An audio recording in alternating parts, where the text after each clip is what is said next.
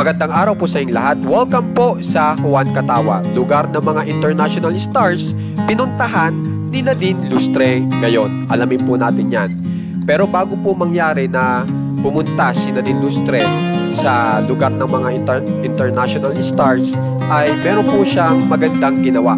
Meron po siyang good deed na ginawa bago mag-abroad. At ito nga po ay tumakbo po si Nadine Lustre at ang kanyang boyfriend na si Sipario para makatulong po sa mga hayop sa Siargao. So panoorin po natin yan.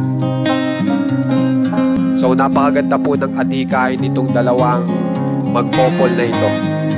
Nakakatulong po sa mga hayop. At hindi lang po yun, pati sa environment. Kasi nga po sila ay pinopromote po nila yung mga pagkain na kung saan ay makakatulong po para sa climate crisis. Makakaiwas ng climate crisis po. Nakakatulong din po sila kasi may pinopromote po sila na patungkol po sa plant-based na mga produkto.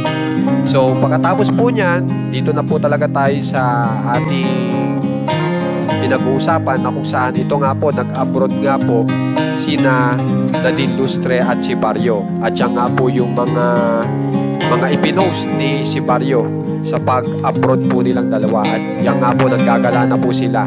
At ipapakita nga po dyan ay papunta na nga rin po sila dito sa lugar ng mga international stars.